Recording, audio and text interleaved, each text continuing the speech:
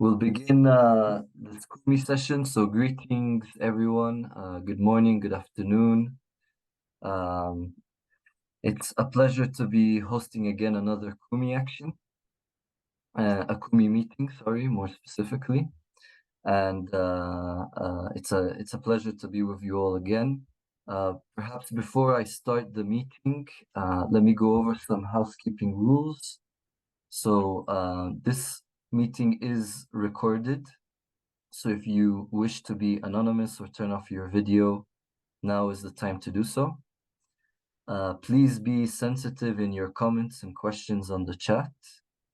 And any questions that you have, please post them on the chat, and I'll try my best to ask them on your behalf to our speaker today.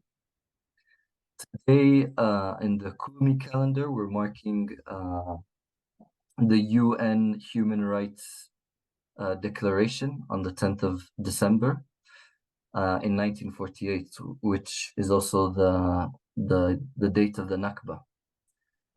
We are all witnessing just unspeakable atrocities happening in Gaza and in the West Bank, but all Palestinians are being affected, and the situation all over is terrible. So today, what we will be doing, we will also be asking our Armenian friends to share and present some of the difficulties and some of the achievements they have been fighting for in the Armenian community in Jerusalem, who have been recently been on the news, but have had a long battle for years for their existence in Jerusalem and dealing with corruption and dealing also with racism and discrimination, and are part of the mosaic of Jerusalem, part of the mosaic of Palestinian Christians and of Jerusalem itself.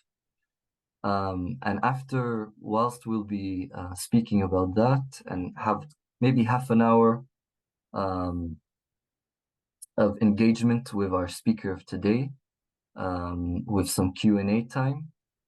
The rest of the time we will have dedicated actions for the people in Gaza and advocacy for trying to achieve a ceasefire and an opening of a humanitarian corridor in Gaza. So the session today will be split into two. With that being said, I'd like to introduce our speaker for today, which I met for the first time in one of the committee meetings of the Palestinian Christian organizations in Jerusalem. And everybody in that meeting were very surprised by the achievements that he and his community have achieved against all odds, and also the age in which he spoke and the maturity which he spoke. And I think it was a good story of hope, but also continuous struggle and resilience. And I think it's important to highlight not only the suffering that happens within the various communities in Jerusalem, but also the continued resilience. And with that being said, I'd like to introduce Hagob Dernizian. I don't know if I'm pronouncing your family name correctly. Hagob Dernizian. So Hagob, maybe you can introduce yourself in a couple of sentences, and then you can start in explaining about the situation of your community in Jerusalem. Yeah, so first of all, sorry for being very formal because we just finished a meeting with the Latin Patriarch regarding the Armenian quarter issue. First, I would like to express my sincere gratitude to the Sabil, Samuel, Omar, and all the Sabil team for doing a wonderful job here in Jerusalem in keeping the unity between the Christian communities and the churches in Jerusalem and in Palestine.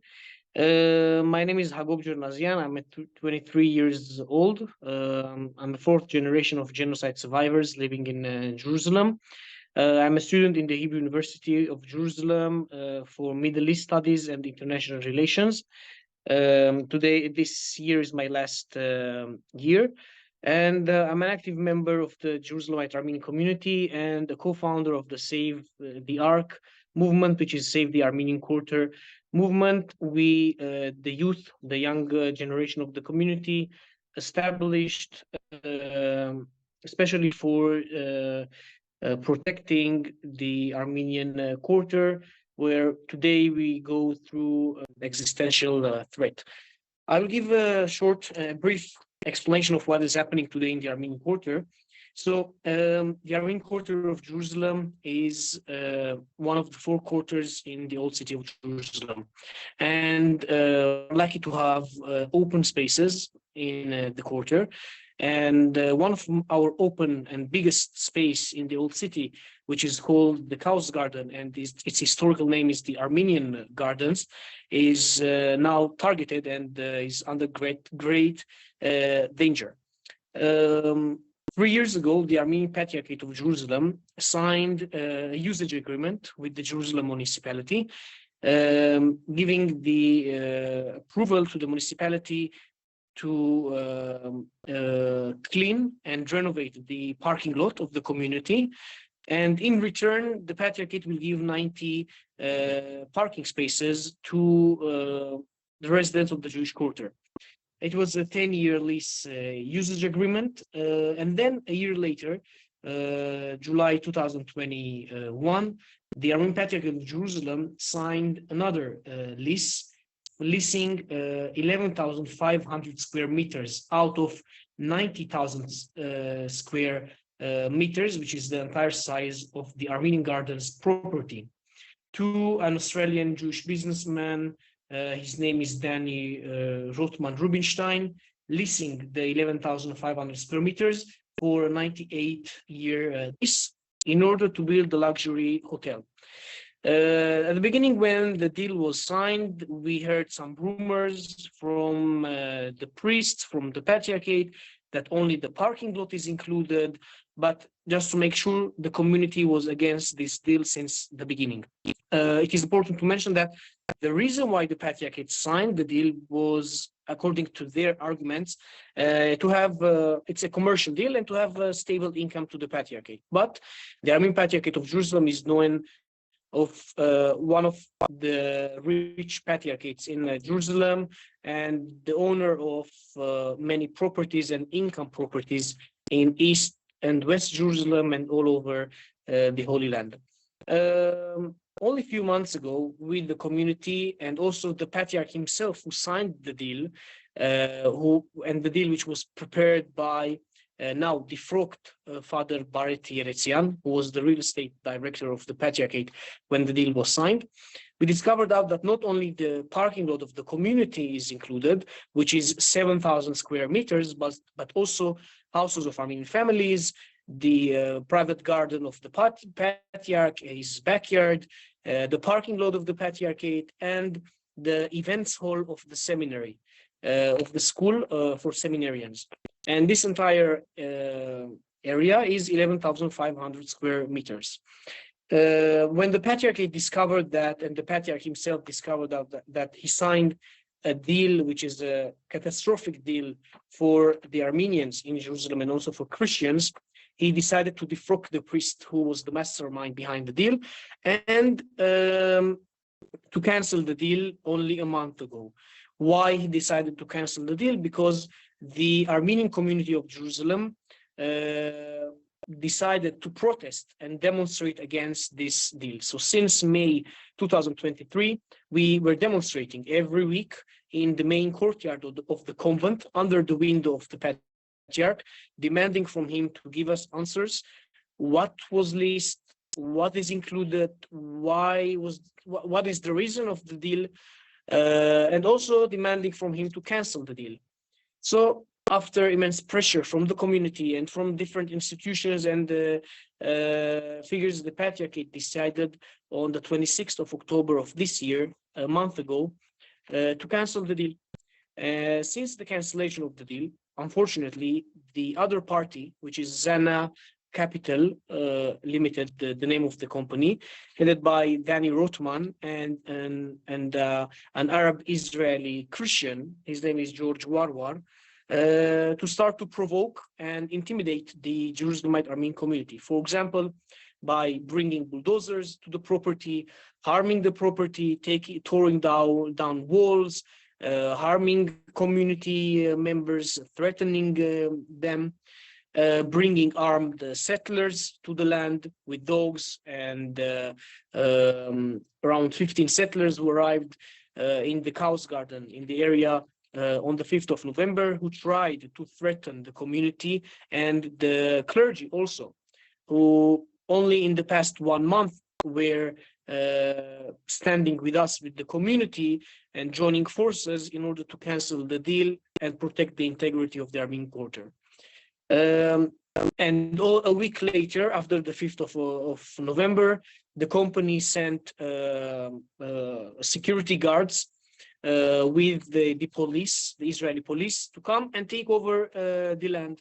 But the community and the patriarch himself and the clergy decided to stand in front of these people, to not let them in the property and to avoid any further incidents.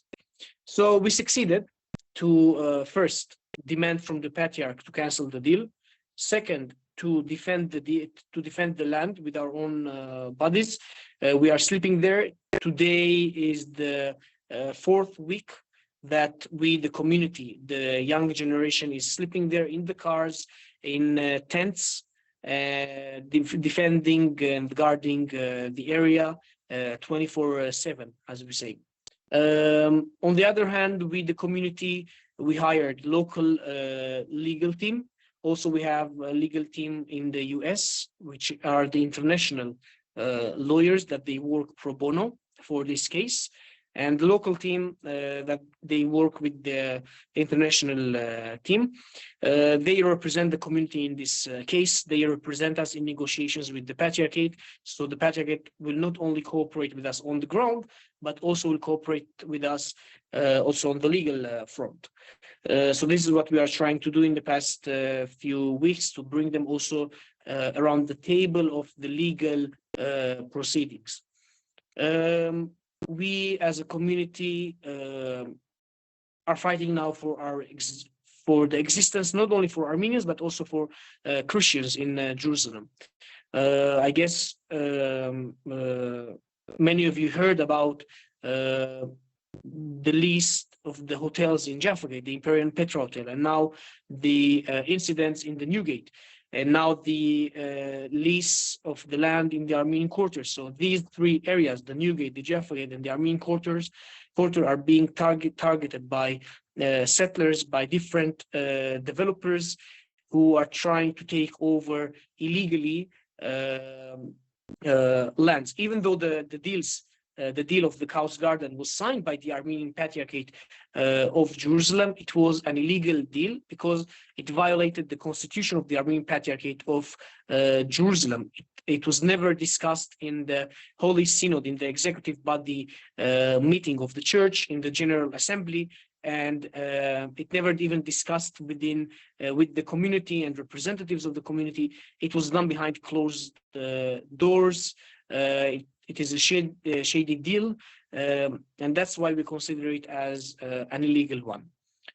So due to this illegal deal and the threat that settlers will take over the Jaffa Gate hotels, today Christians face an imminent, an existential threat in Jerusalem. If these organizations will take over these parts in the old city, Christians and the churches will face existential danger. And that's why we, as the young generation of the Armenian community, is working with all Christian communities, with all churches, and with the international community to stop this deal and to continue our pressure, media pressure, international pressure, in order to avoid any changes in the status quo of Jerusalem. So basically, these are the details about what is happening in the Armenian quarter. what is the threat, and what can we do in the future. Thank you, Hagob. I invite everyone now to post questions on the chat if you have any. I would like to first ask you, what has been the role of the youth specifically? You mentioned the youth in being intense and in protesting. Who has been the leaders of it? Has it been mostly youth who has been leading these protests? So the protests were organized only by the youth. We were calling upon the community to attend the protests every Friday. Since May 2023, the last protest took place beginning of September. Then we had some difficulties and the war, and then the cancellation of the Patriarchate. So we decided to stop the protests, but the youth is leading the movement. Perhaps maybe you can you comment, you're speaking about the settlements, the discrimination, the violence that has been affecting your community, the erasure, of Christians in Jerusalem in general. Can you speak a bit more about the importance of unity between the different communities in Jerusalem, in the West Bank, now with what is going in Gaza, how important it is to stand together and to be in solidarity with one another with such immense evil that is happening in our country? So the Armenian community of Jerusalem, we have many institutions, organizations, clubs, political parties, and we do cooperate during the year, but we never cooperated as we are doing now. And it is important that also not only Armenians within the Armenian community of Jerusalem will cooperate, but also Christians in Jerusalem and all over the Holy Land, the West Bank will cooperate, because we are less than 10,000 Christians in Jerusalem and less than 4,000 Christians in the old city of Jerusalem. And if each church or community will work alone without cooperation with the other communities, then we will not reach to what we dream, which is the protecting and preserving the Christian identity of Jerusalem. I, since childhood, asked or worked for cooperation within the Christian communities, and we as a community, we succeeded to do that. We have good relations with all the communities, the Christian communities in Jerusalem, where only 2 weeks ago, the Christian communities, without asking, without even, without asking, they showed their support by publishing a joint statement supporting the Armenian community of Jerusalem in our just fight. So it is important that if we want to keep what belongs to us in the old city in Jerusalem, for Christians, then we have to cooperate together and not stay separated. Because in unity, when we stand united, we stand, and separated, we fall. So we have to stand together and united in order to avoid these illegal, corrupt deals and attacks on Christians.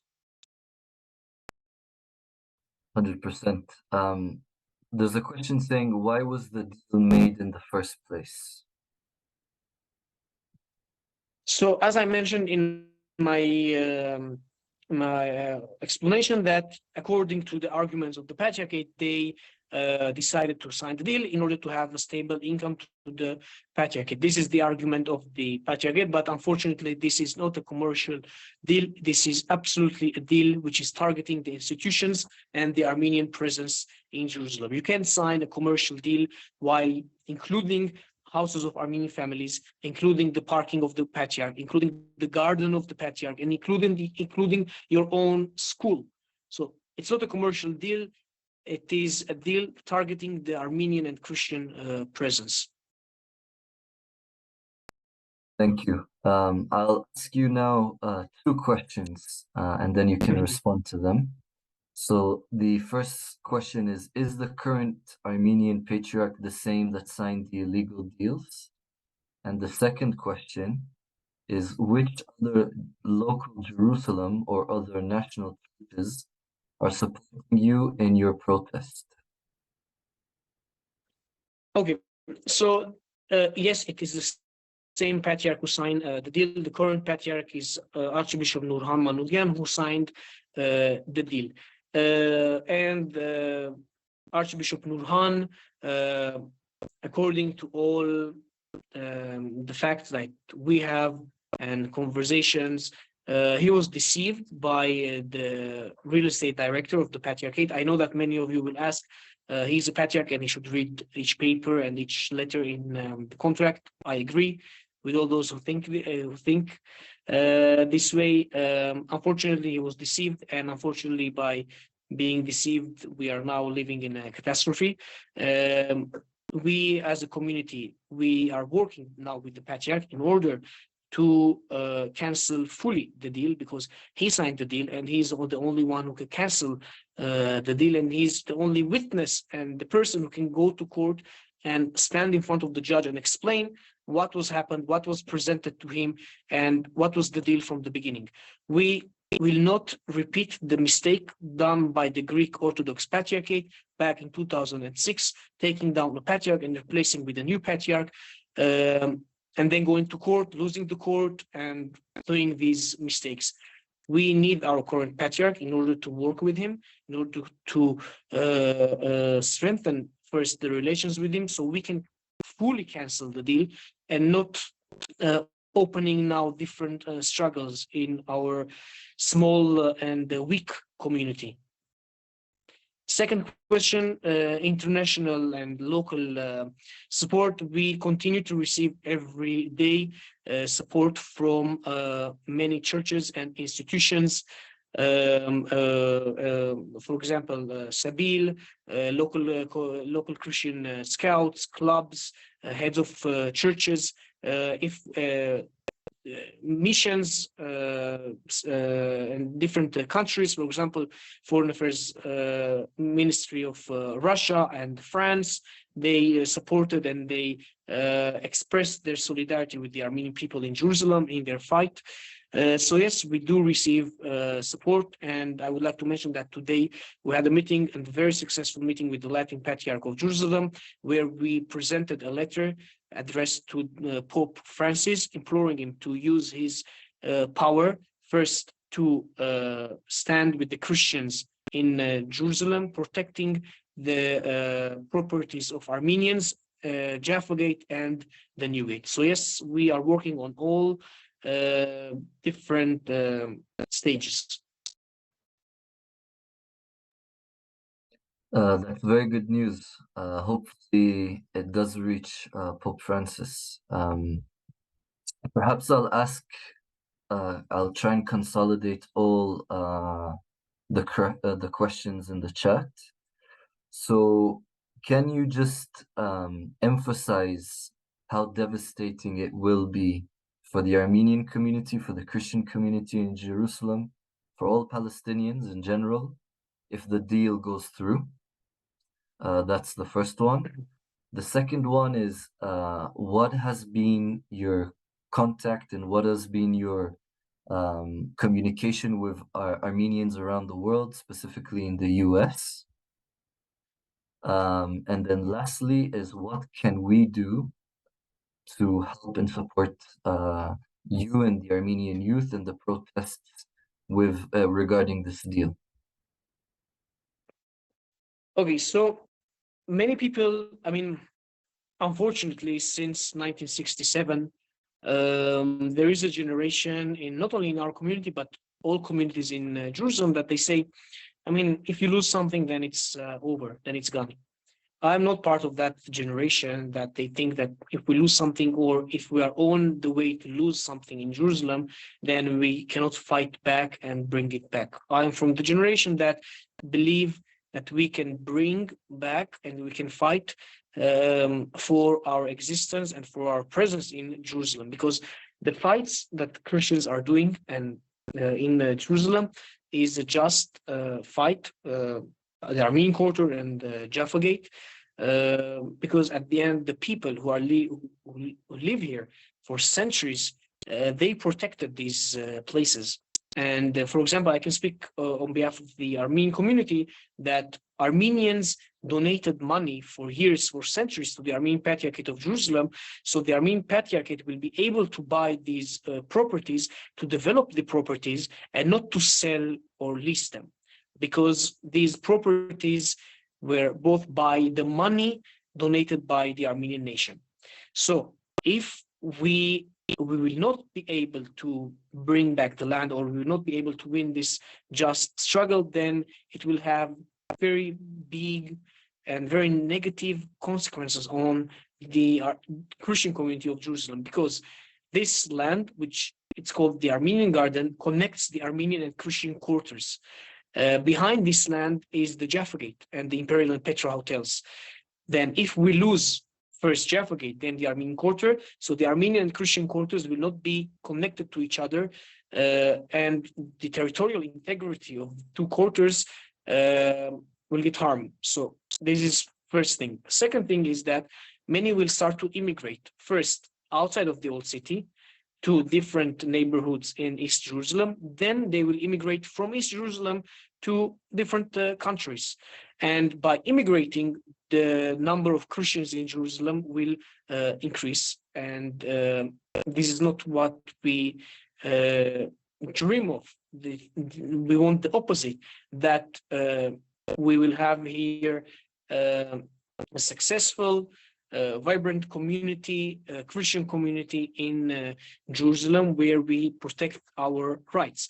Also, if we speak about the holy places, the meaning of losing the connection of Armenian and Christian quarters will put in danger the roads leading to the Holy Sepulchre. For example, the Armenian Patriarchate Road and the entrance to the old city through Jaffa Gate are the main roads leading Christian pilgrims to the Holy Sepulchre. By losing these two roads, the access of Christian pilgrims to the Holy Sepulchre, to the old city, will be very dangerous. Second question is receiving support and the connection with Armenians around the world and the US. We are in touch with Armenian communities around the world. The Armenian media is supporting us. Institutions are supporting us. We have a big community in the US, where we call upon them, and we continue to cooperate with them and to call upon them that they will pressure the US government and all the influential bodies around the world, that they can pressure first the Israeli government and Israeli authorities, and also the Patriarchate, to fully cooperate in order to cancel fully this deal. Just someone remind me the third question. How can we support you? What action can we take? We have here all the community, Kumi community, the attendees are from all around the world. What can we do with our power to support you? Is there an organization? Is there something we can do within our power? So, as I mentioned in the beginning, we established the Save the Ark movement, which is Save the Armenian Quarter movement. This is a movement created by us, the young generation of the community, and it has one purpose: to protect the integrity of the Armenian Quarter and the Christian Quarter. So I will appreciate, and all of us will appreciate, if first you can be in touch with us, with the movement, and you can connect us with, for example, different institutions and authorities that you think may help us in this struggle. This is first thing. Second thing, I don't like to speak about donations, but it is necessary. We opened the link. We have a fund where we collect funds to pay for legal proceedings and pay for the local lawyers, so people can donate there. we collect the money there to pay the legal proceedings. But most importantly is that we need to establish connections and relations with different communities around the world, or institutions and governments who can help us and pressure and advocate for on the international level to fully cancel the deal, and not only canceling the deal, but also to demand protection for Christians in Jerusalem.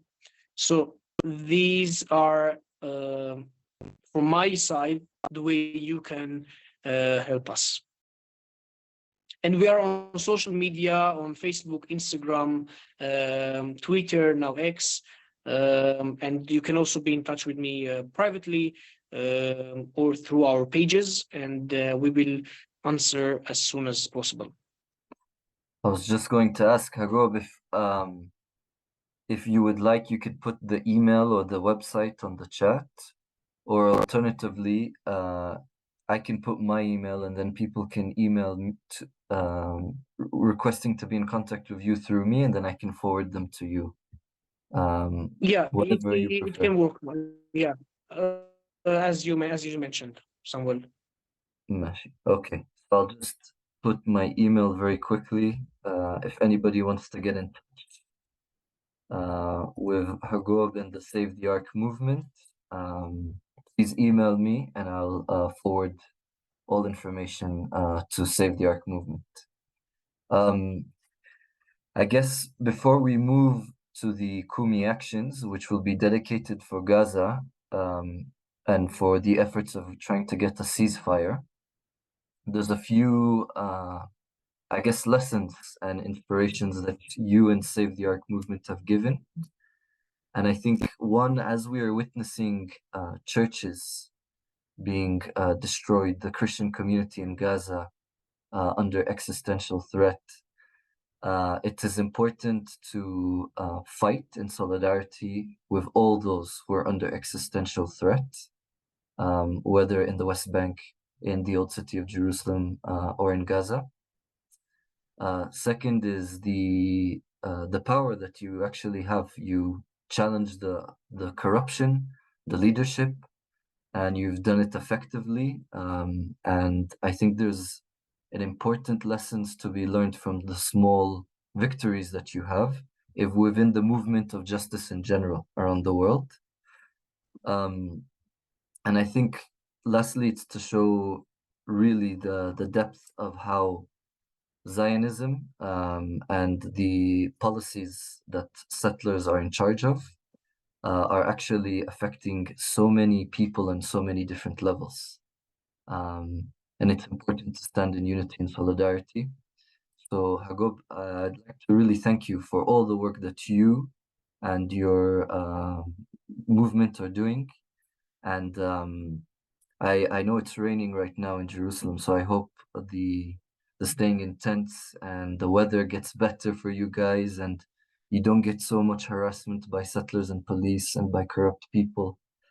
So I really want to thank you for all the efforts that you do, and wish you I don't want to wish you the best. I want to be in solidarity with you.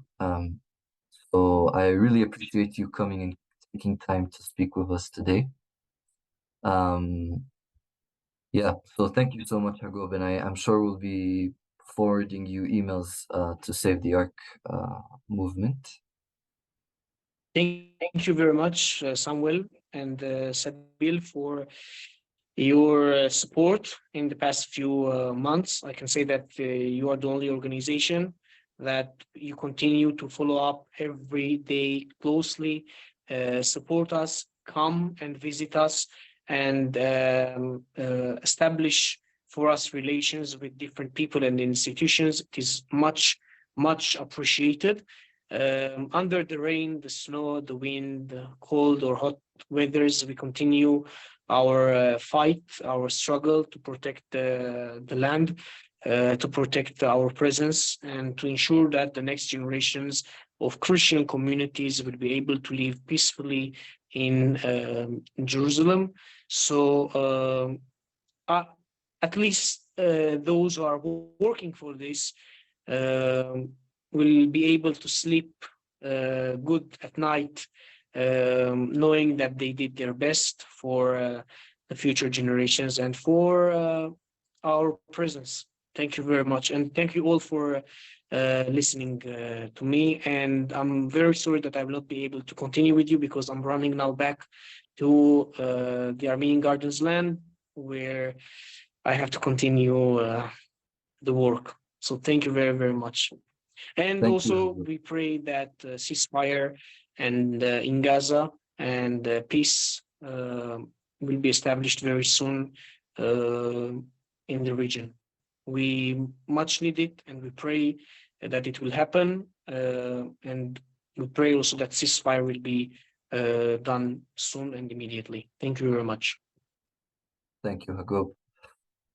With that being said, we can now turn towards our Kumi actions of this week that are trying to pressure and work towards a ceasefire. So we've divided our Kumi actions into three, and perhaps Philippa, if you could lead the first Kumi action for the UK, that would be great.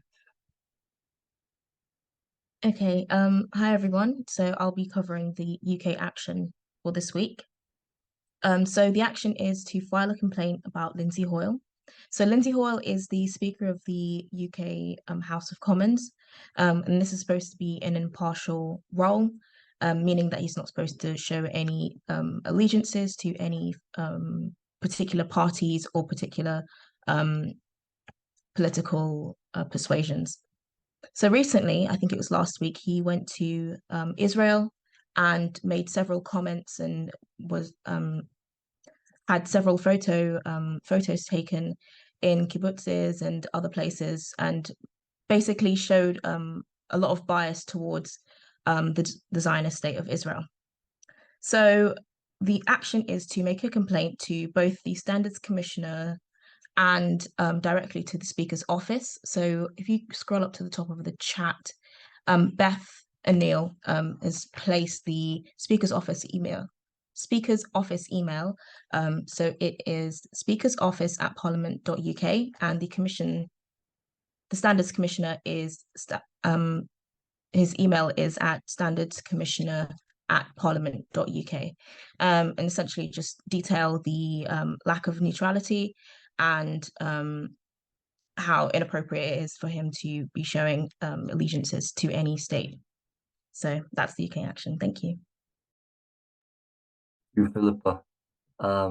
Perhaps now we will go and I'll ask Mary Claire to speak about the North American action, and then after that we will dedicate time for implementing those two actions. So may I invite Mary Claire to present the North American action? So if you've been with us regularly, you'll know that we've been trying to pressure all of our politicians to call for an immediate ceasefire. So our action again this week is continuing with that push. We're asking you to look up the fax number of your representative, or if you don't want to engage with your representative, you could also contact a church leader or a community leader. And we're asking you to send a fax of one of the Kumi flyers that's calling for a ceasefire. And I think that link should be in the chat. We have PDF images that you can attach. You can send faxes for free through this link called faxzero.com to both the US and Canada. If you're contacting someone who does not have a fax number, you can also send them the Kumi poster calling for a ceasefire by email. Here is a link to the fax. I'm putting that in here now. And I noticed that Ryan's put in the Kumi call for a ceasefire, our flyers in the chat already. So if you're in the US or Canada, this is what we're calling for today. Thank you, Mary Claire. So again, any of the links, any of the PDFs or the flyers or the email addresses are in the chat, and if you can't find them, you can scroll. And if you can't find them on the chat, you can also see them on the Kumi newsletter that was sent earlier this week. Perhaps now maybe we can take 10 to 15 minutes to give dedicated time for those two actions. And then I will close the meeting.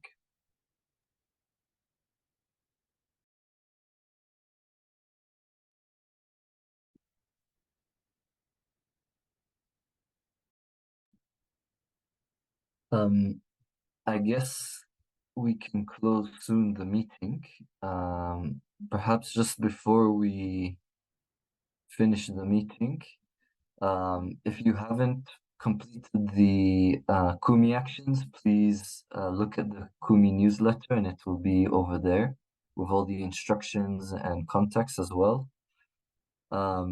Also, if you can, please post the flyers on your social media, on Facebook, Instagram, or Twitter. If you want to get in touch with Hagob and the Save the Ark movement, I'll put my email again on the chat, but send me an email and then I can forward it to Hagob.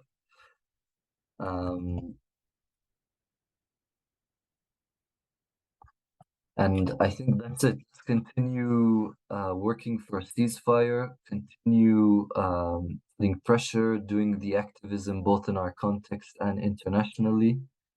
The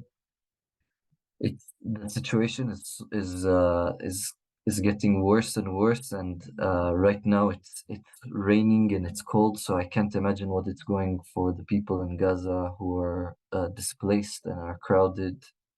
Diseases are going around, and every minute that goes by, more people are getting killed, and the situation is really getting worse. But we do see international pressure. We do see the effects of international pressure. So please continue with your pressure, continue with your activism.